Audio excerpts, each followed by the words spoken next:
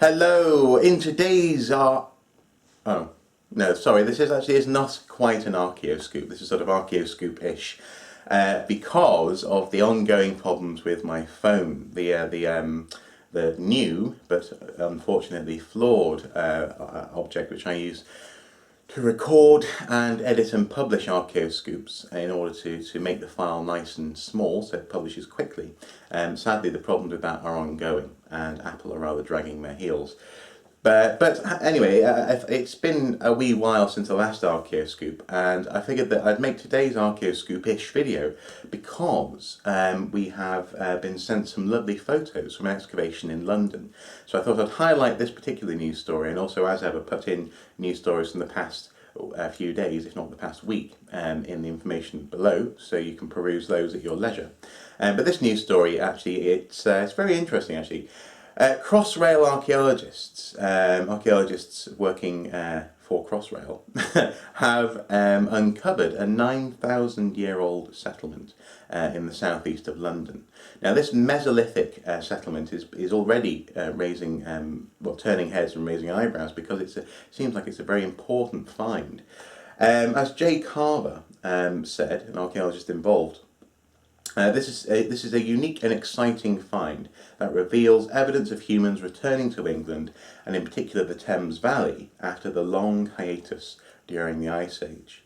What they found, it seems, is a cobble retrieval area where large stones are being retrieved from the river, from the land around, and they're being prepared before they're taken somewhere else and made into Mesolithic microliths, micro stone tools.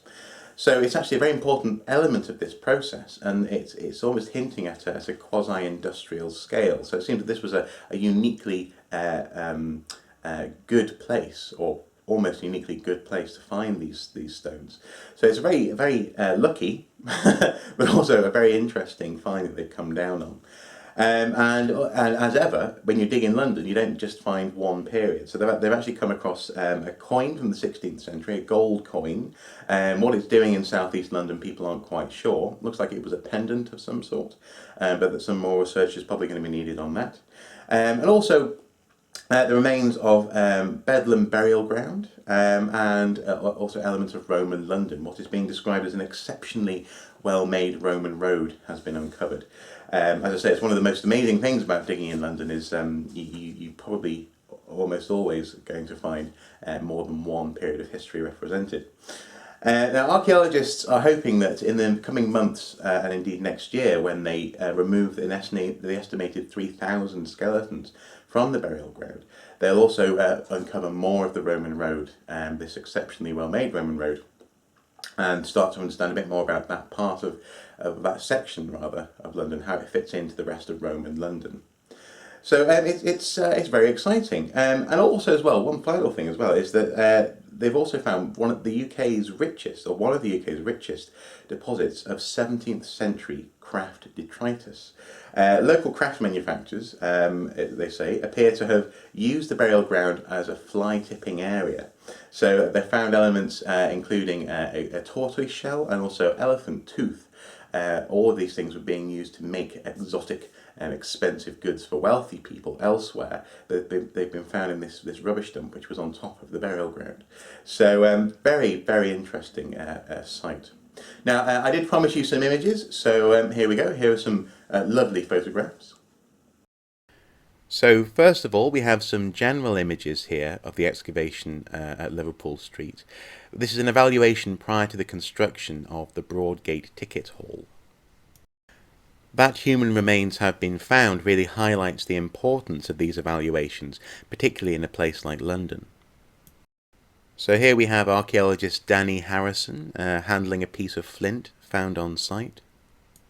And this is apparently Jason Stewart, also having found some flint just there in his left hand. Here is that 16th century gold coin which was found, apparently an unusual find for this part of London, and on this close-up you can see a little hole which hints that at one point it was in fact a pendant of some sort.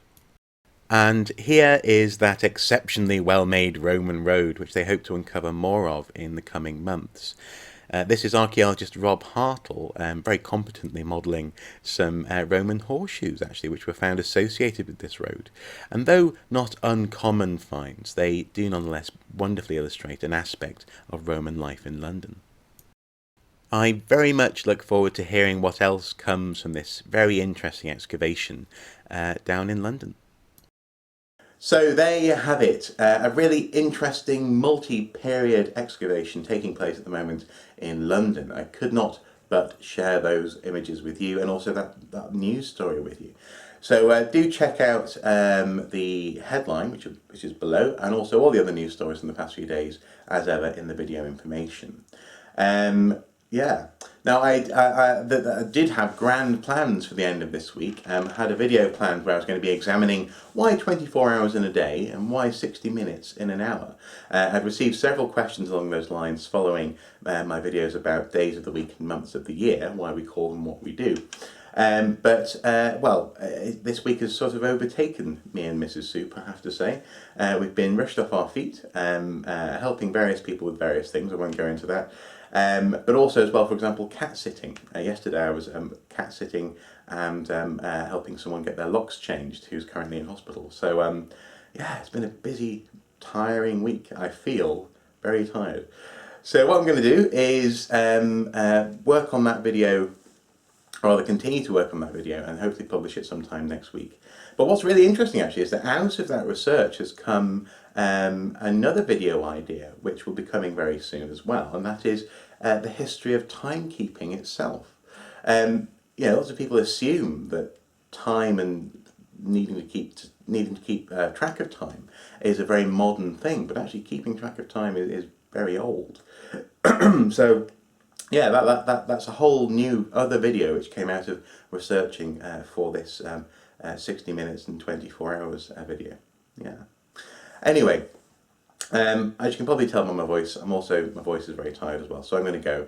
Have a great weekend. We're actually entertaining my mum this weekend, so that should be good. We saw Mrs. Soup's parents a couple of weeks ago, and this weekend it'll be my mum. That should be fun. And I'm going to edit this, publish this, and then have a nap, I think. So have a great weekend, and as I say, next week, hopefully you'll be able to see that video exploring that mystery. 24, 60, what's the importance? Well, hopefully we'll be able to find out together. Until next time, guys, do enjoy those news stories. Take care.